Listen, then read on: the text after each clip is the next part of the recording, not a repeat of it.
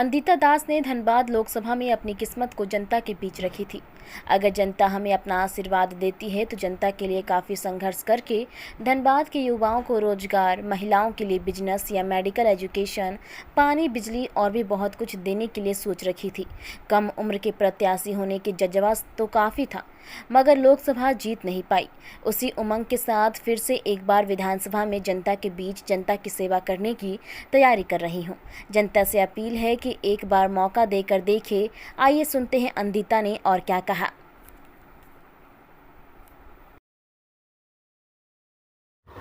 अंदिता जी, आपने लोकसभा चुनाव लड़ी, उसमें कितने वोट लाई थे? 2977। और क्यों लगा, क्या क्या कमी रह गई कि आप और पीछे रहे?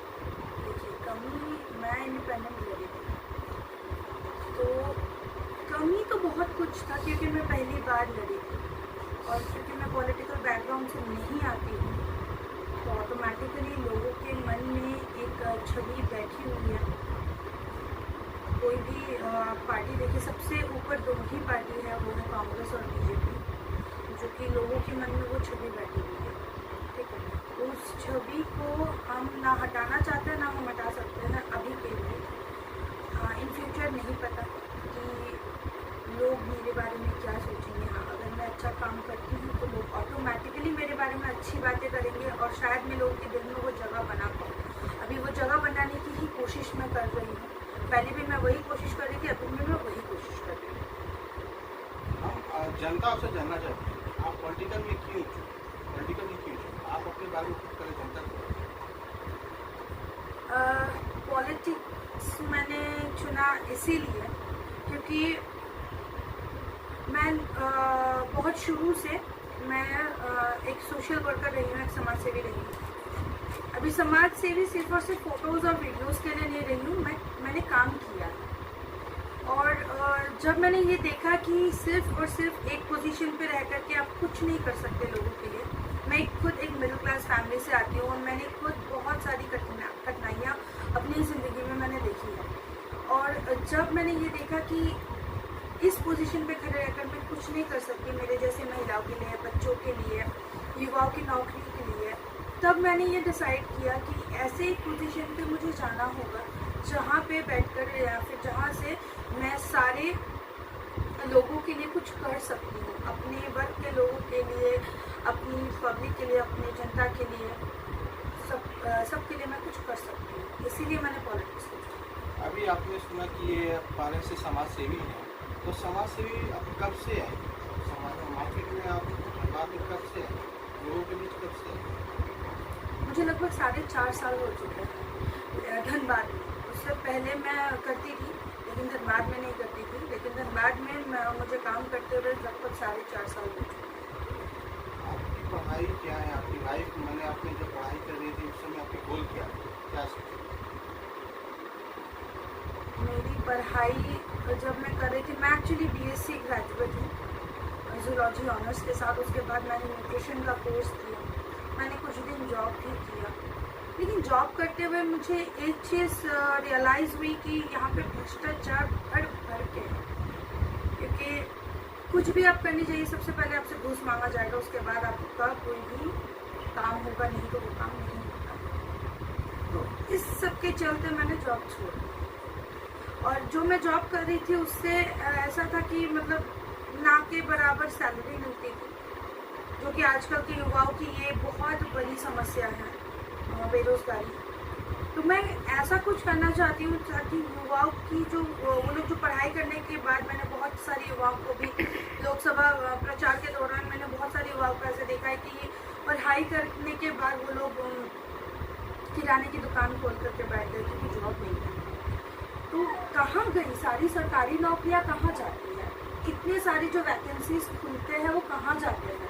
मुझे इसका जवाब अभी तक सरकार से मिला ही नहीं कि कहाँ जाती है। अभी आपने बोला कि भ्रष्टाचार को मिटाने के लिए हमने देखा भ्रष्टाचार को बहुत ज़्यादा हमारे देश में, तो उसको कैसे मिटाने के लिए क्या आप सोचें, उसको क्या कोई प्लानिंग है आपकी? क्या देखिए, भ्रष्टाचार एकमात्र हमारी जनता मिटा सकती है। अगर कोई अफसर आपसे घूस मांग रहा है तो आप ना बोलिए। एक दिन वो काम नहीं करेगा, 2 दिन वो काम नहीं करेगा, 3 दिन नहीं करेगा, लेकिन 10वां दिन वो काम जा करके आपका होगा। हाँ, थोड़ा सा लेट होगा। हम लोग क्या करते हैं ना, जल्दी हो जाए बोल करके 500 रुपये उसके पॉकेट में भर देते हैं।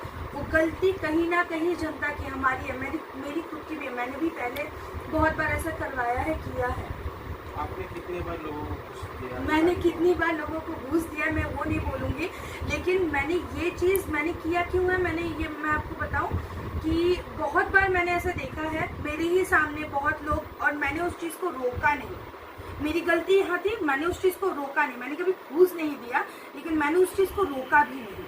मैं चाहती तो मैं शायद रोक सकती थी, लेकिन मैंने रोका नहीं। लेकिन अभी मुझे ये लग रहा है इसके कारण क्या हो रहा है, वो 500 रुपये 5 लाख रुपए का घाटा बन के हम ही लोग के पास आ रहे हैं। क्योंकि उस घूस के कारण बहुत लोग ऐसा होता है कि जिनके पास पैसे हैं वो लोग तो घूस दे करके निकल गए, नौकरी अपना ले ली। लेकिन जिनके पास पैसे नहीं है वो लोग क्योंकि घूस नहीं दे पा रहे तो उनके पास नौकरी भी नहीं है। और अगर आप सर्टिफिकेट्स खोल करके देखिए तो वही बंदा ज़्यादा कैपेबल है उस जॉब के लिए, और जो कैपेबल नहीं है, जिसके पास कोई क्वालिटी नहीं है, सिर्फ और सिर्फ घूस के कारण उसको वो जॉब मिल जा रहा है। तो ये तो गलत बात है, ये तो कोई फेयर बात नहीं हुआ, ये तो कोई न्याय नहीं हुआ। तो मेरी नज़र में न्याय तब होगा जब एक्चुअल में आपको आपकी कैपेबिलिटी के अनुसार आपको जॉब मिलेगा। अभी आपने एक और सवाल किया, सरकारी नौकरी कहाँ है? झारखंड में सरकारी नौकरी का ऑप्शन क्या है? झारखंड में सरकारी ऑफिसर्स नहीं है क्या? ऑप्शन क्या है? बहुत सारे हैं। सरकारी ऑप्शन क्या है? बहुत सारे हैं। जैसे एक ऑप्शन मैं आपको बताऊंगी, बहुत सारे हैं और बहुत सारे ऑप्शन, ठीक है। एक ऑप्शन मैं आपको बताऊं, नगर निगम सरकारी नौकरी है ना। लेकिन एक बात आप मुझे बताइए, अगर मैं आपसे ये सवाल पूछती हूँ, मानिए कि आपके पास वो डिग्री है लेकिन आपके पास वो पैसे नहीं है घूस देने के, तो आपको लगता है नगर निगम में अगर आप अप्लाई कीजिएगा तो आप पास हो जाइएगा? तो क्या आपको लगता है कि नगर निगम, मैंने आपसे सवाल किया। हाँ, हम वही सवाल ही करेंगे। क्या आपको लगता है कि नगर निगम का जो नौकरी है वो घूस के लिए नहीं होती है लोगों को? बहुत बार ऐसा हुआ है कि घूस के लिए नहीं हुई है नौकरी। जैसे किसी का कोई ऐसा, मैं किसी का नाम नहीं लूंगी यहाँ पर, मैं किसी का नाम नहीं लूंगी यहाँ पे। लेकिन ये बात सच है कि झूठ है, ये तो मुझसे ज़्यादा अच्छे से तो आप लोग जानते हैं, आप लोग प्रेस में हैं। मैं एक बात और आपको बता दूं, मैं खुद भी मीडिया में थी, इसीलिए मैं इतनी गहराइयों में चीज़ों को जानती हूँ, समझती हूँ। ऐसा बात नहीं है कि कोई नहीं जानता नहीं समझता, मैं अभी किसी का नाम नहीं लेना चाहती। और रही बात दूसरी चीज़ों की, अगर देखिए धनबाद में एक तो सरकारी नौकरी, दूसरी धनबाद में प्राइवेट नौकरी की आप बात कर लीजिए। धनबाद में प्राइवेट नौकरी कहाँ है ये पूछिए ना, ये बताइए ना। धनबाद में ISM है, ISM Indian mines, like Indian school of mines. Indian school of mines में बाहर से बच्चे आते हैं, पर ऑल ओवर इंडिया से बच्चे यहाँ से ISM में पढ़ने आते हैं। डिग्री से लेकर के ग्रेजुएट, आपका इंजीनियरिंग से लेकर के PhD तक ISM में होती है। उसके बाद नौकरी करने के लिए वापस से वो लोग बाहर क्यों चल जाते हैं? धनबाद में कोई IT हब क्यों नहीं है ताकि धनबाद में भी वो लोग रह करके नौकरी कर सके? उससे धनबाद की ही तरक्की होगी है। ये किसकी कमी है? जनता के लिए, और वो है महिलाओं के लिए काम। महिला सशक्तिकरण लोग बोलते हैं, बहुत बार बोलते हैं, लेकिन उसमें काम कितना हुआ है धनबाद में या फिर धनबाद के आसपास में कितना काम हुआ है? मैंने खुद देखा है जा के घर में। अगर सिर्फ आपके परिवार में सिर्फ आप कमाई कर रहे हैं, आपकी कमाई में आपके बच्चों की फीस, राशन, बिजली, पानी का खर्चा खत्म हो जाता है। उसके बाद बचत, हमारे जैसे मिडिल क्लास फैमिली के लिए ना बचत कुछ नहीं बचता है। उसके बाद अगर घर में सिर्फ एक मेंबर है कमाई करने का, लेकिन वहीं पे घर में अगर अब घर की महिलाएं भी घर पे बैठ के कमाई कर सकती है ना, तो वो पैसा बचत में आएगा।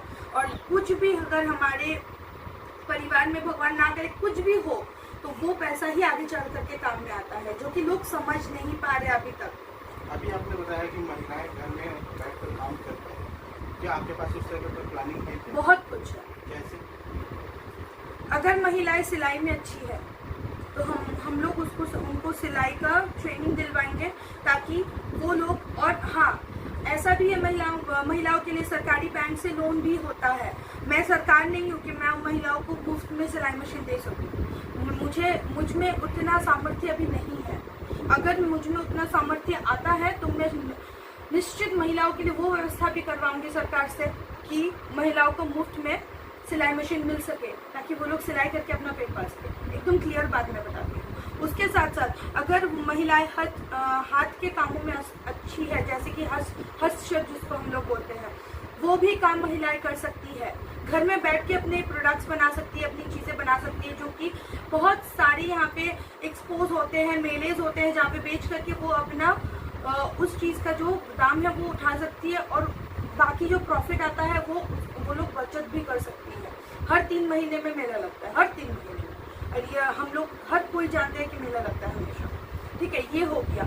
ये कुछ ओकेजनल काम होता है। अगर आप शिक्षित है तो आपके लिए हम लोग नर्स की ट्रेनिंग भी दिलवाने का व्यवस्था करेंगे, ताकि आगे चल करके आप लोग वो भी काम कर सके। अगर आपको जनता पसंद करती है तो एजुकेशन के अलावा और क्या कीजिएगा?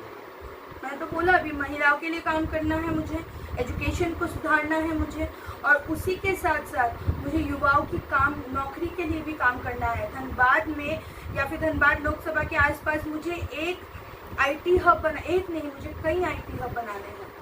दिल्ली बॉम्बे अब छोड़ दीजिए, बहुत दूर की बात है। हमसे सटा हुआ एक राज्य है जो कि है पश्चिम बंगाल। वहाँ पे भर के IT कंपनीज है। अगर सरकारी नौकरी नहीं भी है तो वो लोग इंजीनियरिंग करके एटलीस्ट 10,000 12,000 की सेल्समैन की नौकरी तो नहीं कर रहे हैं। धनबाद में तो लोग इंजीनियरिंग करके 10,000 12,000 की सेल्स की नौकरी कर रहे हैं, क्योंकि धनबाद में जॉब नहीं है और वो अपने परिवार को छोड़ करके बाहर जा नहीं सकते हैं, और इसी वजह से वो लोग मजबूर हो जाते हैं सेल्स की जॉब करने के लिए। मिलता है उसमें क्या होगा, ऑटोमेटिक उनका बजट जो है वो बढ़ जाता है, उनका सैलरी बढ़ जाता है, वो अपनी फैमिली को और अच्छी लाइफ दे सकते हैं। ये बहुत सारे लोगों के साथ हुआ है। मेरे कुछ दोस्त भी ऐसे हैं जो कि इंजीनियरिंग किए हुए हैं, अच्छे पढ़ाई किए हुए हैं, ग्रेजुएट है, कंप्यूटर डिप्लोमा किए हुए हैं, लेकिन उन लोग के पास नौकरी नहीं है। कोई किसी कंपनी में 10,000 की मैनेजर की नौकरी कर रहा है, कोई प्राइवेट कंपनी में, छोटी मोटी प्राइवेट कंपनी में, कोई दुकान खोल करके बैठा हुआ है, कोई सेल्स की नौकरी कर रहा है। तो ये तो उनकी पढ़ाई नहीं है, सेल्स की हम लोगों ने पढ़ाई की नहीं है, लेकिन सेल्स की नौकरी मजबूरन उन लोगों को करनी पड़ रही है। धनबाद की जनता पानी के लिए तरसती है, बिजली के लिए तरसती है, इसके लिए आप क्या कहेंगे? देखिए, पानी और बिजली अभी तक का सबसे इम्पोर्टेंट मुद्दा रहा है। हर एक इलेक्शन में हर एक विधायक, हर एक सांसद ने ये कहा है, पानी और बिजली का बात। ठीक है, कुछ दिन पहले की बात मैं बताऊं, हमारे माननीय सांसद जी गए थे बोकारो। उन्होंने ये कहा था कि अब से कोई भी पानी और बिजली की दिक्कत वहाँ पे नहीं होगी, लेकिन उसके 2 दिन बाद से बोकारो में 24 घंटे में 18 घंटे बिजली नहीं रहती है। और धनबाद की बात अगर मैं करूं, कुछ दिन पहले मीडिया में भी आया था, लोगों ने मिलकर के ये भी फैसला किया था कि इलेक्ट्रिसिटी ऑफिस को घेराव करेंगे, तब जाकर के बिजली जो काटना है वो कम हुआ है। लेकिन फिर भी बिजली कटती है, और जब कटती है 2-3 घंटा नहीं रहती है। इसका क्या प्लान है? पानी और बिजली को क्या? सबसे पहले तो ये मुझे पूछना है कि सरकार जो हम लोग बिजली का बिल भरते हैं वो जाता कहाँ है, वो क्यों नहीं पहुंचता है?